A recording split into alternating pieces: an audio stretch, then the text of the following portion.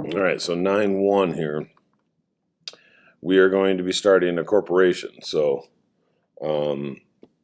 if you wanted, I guess, just real briefly, to look at the study guide, just to show you the amount of terms that we have in this chapter.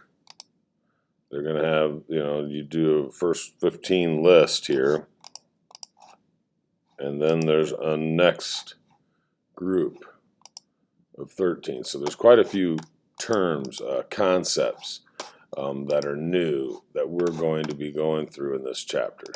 So this first section really doesn't have a ton of problems, so to speak, but we're going to be figuring out what this new company is going to be like, the difference between corporations, and talking about subsidiary ledgers and controlling accounts. So Delgado was part one, and it was a service business. It was a sole proprietorship. Okay. Another type of business that sells goods is called a merchandise business. Goods that purchase businesses, that businesses sell are called merchandise. A business that does that is called merchandise business. A merchandise business that sells to those who consume it are retail. And then a wholesale business buys and resells merchandise primarily to other merchandising businesses. So this is a lot of verbiage. But basically, the merchandise, if you're selling a hat store, is the hats, right? And so a business that purchases and resells goods is that kind of business. So that makes kind of sense, right? A merchandise business that sells to consumers is a retail business. So a retail business, if you got like Come and Go or Casey's, for example, right? They sell things right to the people that consume them, the customers. A wholesale business would be like Martin Brothers, like the Urbandale concession stand gets Martin Brothers to distributing to give them all their Snickers. Urbandale concession stands don't buy everything from Snickers and from Twix and from Coke and Gatorade or Powerade or whatever. They buy their orders from Martin Brothers. Back home, we have a big company called Farner Bakken. That's a wholesale business that sells all these goods to the retail business. But you get the idea behind there's different businesses than just a service business. And what we are going to be doing is we are going to be a company and a corporation it's going to evolve, not just being a sole proprietorship, we're going to evolve into a corporation. Okay, it talks about service and merchandise business have a lot of the same accounts. Many merchandise businesses will have more, and that's what we're doing because we're going to be purchasing and selling goods, not just providing a service. Previously, we provided a service. Now we're going to be purchasing items. And that's what their main idea is. So forming a corporation, there's a few things that you have to do. Most businesses need a capital that can't easily be acquired in a proprietorship, so that's why they form corporations. Corporations have all the legal rights of any person. They have the ability to get bills. They can get loans. They can own property. They can enter into contracts under the corporation name. All right, assets, financial resources that are given to a business or that are available to a business are capital. So, for example, in our service business, we had investment for capital. It was our first transaction that we had, right? Owner's investment in capital. That's their money. Well, capital can come in a variety of ways when you're looking at a corporation. One way that it can is by getting a share of stock. I didn't highlight that E, sorry. Getting a share of stock. And what's a share of stock? It's just a ownership of the corporation by paying a certain amount of money, whatever that might be. There's penny stocks and there's stocks worth thousands of dollars. Just depends. The owner of a unit of stock or a share of stock or one or more shares of stock is a stockholder. All right. And then the company total number of shares is going to be a capital stock. All right. We have the articles of corporation that this corporation is going to need. You file it with the state. It's a legal document, basically spelling out who's involved, like the company name, all the different purpose of why they're involved, how they're going to be run, who's in charge, those types of things. And so the article of corporation is just a legal document describing this. State approves the formation of a corporation by issuing a charter or legal right for the business to conduct operation as a corporation. And so this is kind of where we're heading. We're no longer going to be a service business. We're going to be an organization that raises money, or sometimes we'll take money, or that will issue stock so that people can invest in our company. And then we'll have shareholders. And what we'll eventually get to is recording how much stock we issue for our capital. Okay, the Articles Corporation is just something that you need to know. The state can approve this by issuing a charter, just something that you know. It doesn't have a lot of building blocks on our problems or anything. But the main difference, if you wanted to kind of think about it, is between the accounting records for proprietorships and corporation is the capital.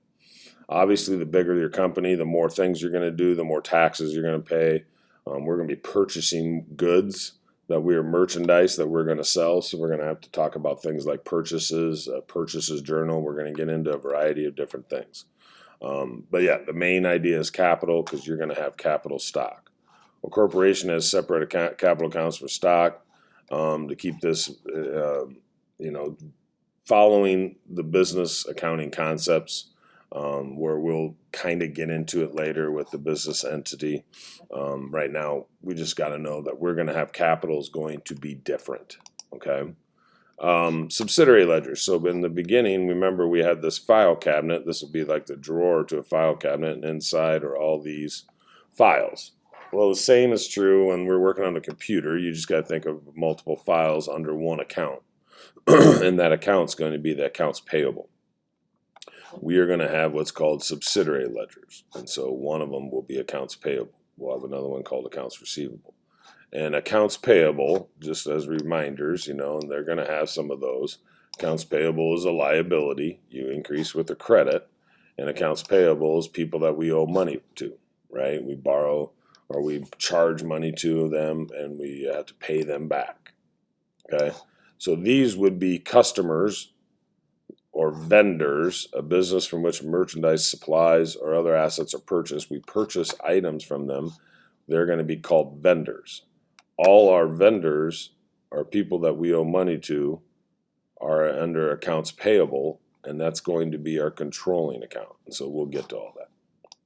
Okay, general ledger, collection of accounts used. That's what we're used to, is using the general ledger. We had things like cash as 100 accounts, liabilities is 200, owner's equity is 3, sales is 4, expenses is 5. Those are the 500. Now we're going to change our numbers a little bit because we're going to get a little bigger. Okay, business from which business supplies assets we said is vendor. Since we're a merchandise business and we're going to be selling merchandise, so like I always use the hat store because it's simple. Hats, we need to buy hats from people, right? And so we need to make sure our bills are paid on time. So you might have somebody just in charge of your accounts payable, or running and making sure they have everything paid. But we can't just throw it all under accounts payable, because we need to know specifically to who we need to pay. So that's what it says, why most businesses maintain separate accounts for each vendor. A ledger that's summarized in a single general ledger account is a subsidiary ledger. The subsidiary ledger containing vendor accounts is the accounts payable. So accounts payable is not changed. It's just we're going to be using the liability accounts payable, but then we might have accounts payable and who we bought it from. Okay, and so all these vendors are people that we bought it from. This chemical company, supply company, a lighting company, an import company. Those are all going to be vendors that we're going to purchase things from. And all those vendor accounts that we owe money to will be under the accounts payable ledger. Not just under one account, but multiple accounts underneath one controlling account. And the controlling account is that accounts payable. Okay, the total amount owed to these vendors equals the balance in the single ledger amount accounts payable. That is the controlling account that summarizes all the vendors that we owe. So you can see this little ticket tape.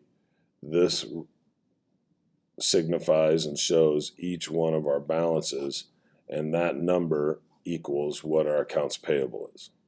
So accounts payable is still there. We just have a ledger now where if you had to pay things, you wouldn't just click on the general ledger. You go to the accounts payable ledger and you'd see how much we owe, and we could pay things off, and we would debit accounts payable, credit cash, and take it off their bills. Or if we were going to add to their, if we keep charging to some of these companies, we'll add it. But it'll be done in the accounts payable ledger, which is a subsidiary ledger, with the controlling account being accounts payable. Okay. Things still stay pretty close to the same. We'll add bigger numbers and do different things as we get bigger, but the account numbers are going to be very similar. When we get into corporations, a lot of similarities. All right, we're just going to continue to add to it. Accounts payable, the first digit shows what kind of account it is. The second digits and third digits are unique to that account, where they kind of tell you where they're going to be and the number that is assigned. And so these vendor accounts for liabilities are going to be 200 accounts still.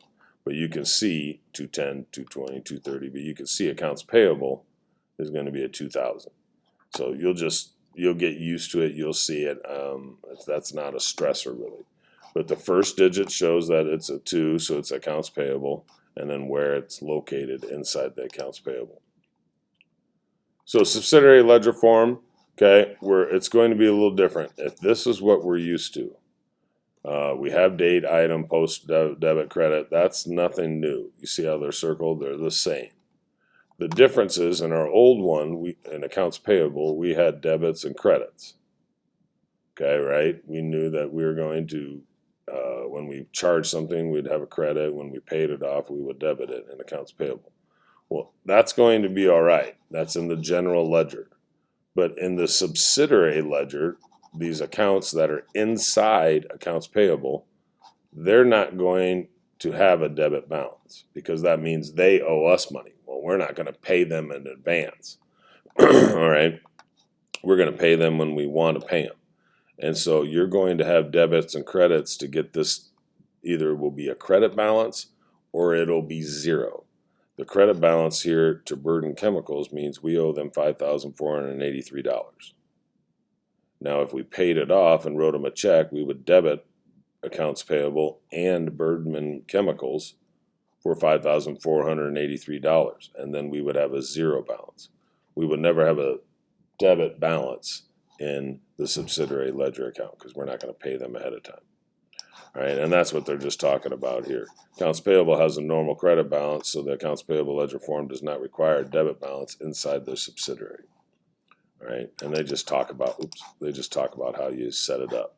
So when you guys problem, you will have to put the company name, the account number, the date, balance, check mark if it says balance, and then the actual amount that they give you. And this will be setting up, our accounts. Very similar to what we did a while ago, when we do ledger accounts, maybe chapter 3 or chapter 4, when we started assigning accounts. So that'll be what our task will be in 9.1.